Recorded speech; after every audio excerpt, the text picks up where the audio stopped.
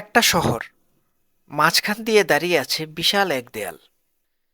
একদিকে পরিবার, আরেকদিকে তাদের প্রিয়জন। কিন্তু তারা একে অপরের কাছে যেতে পারছে না। প্রায় 28 বছর ধরে এ দেয়াল মানুষকে আলাদা করে রেখেছিল। এই দেয়ালের নাম ছিল বার্লিন প্রাচীর, যা কোল্ড ওয়ারের সময় পৃথিবীর সবচেয়ে বিখ্যাত রাজনৈতিক প্রতীক হয়ে উঠেছিল।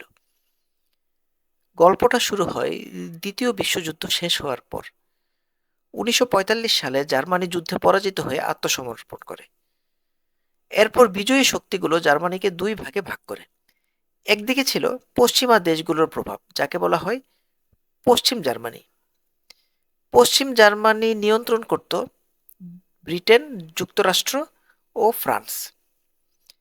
আর অন্যদিকে ছিল সোভিয়েত ইউনিয়নের প্রভাব, যাকে বলা হয় পূর্ব জার্মানি।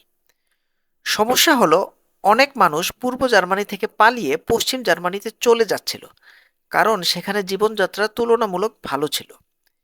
এই পরিস্থিতি ঠেকানোর জন্য 1961 সালে পূর্ব জার্মান সরকার রাতারাতি একটি বিশাল দেয়াল তৈরি করে, যা ইতিহাসে পরিচিত হয় বার্লিন প্রাচীর নামে।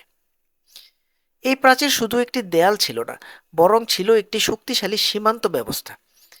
এর মোট দৈর্ঘ্য ছিল 155 কিলোমিটার এবং উচ্চতা ছিল প্রায় 3.6 মিটার। দেয়ালের সাথে ছিল কাঁটাতারের বেড়া, নজরদারি টাওয়ার এবং কঠোর নিরাপত্তা ব্যবস্থা। এই কারণে পূর্ব জার্মানির অনেক মানুষ পশ্চিমে যাওয়ার চেষ্টা করলেও তা খুব কঠিন হয়ে পড়েছিল। 1980-এর দশকে পূর্ব ইউরোপে বড় ধরনের রাজনৈতিক পরিবর্তন শুরু হয়। মানুষ স্বাধীনতা ও গণতন্ত্রের দাবি জানাতে শুরু করে। পূর্ব জার্মানিতেও হাজার হাজার মানুষ রাস্তায় নেমে আসে। অবশেষে 1989 সালের নভেম্বর মাসে সরকার সীমান্ত খুলে দেওয়ার ঘোষণা দেয়। এরপর হাজার হাজার মানুষ এসে হাতুড়ি ও যন্ত্র দিয়ে প্রাচীর ভাঙতে শুরু করে।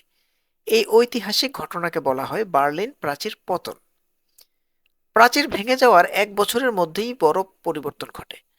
1990 সালের 3 অক্টোবর পূর্ব জার্মানি এবং পশ্চিম জার্মানি একত্রিত হয়ে একটি নতুন দেশ হয়ে যায়, যাকে বলা হয় জার্মানি।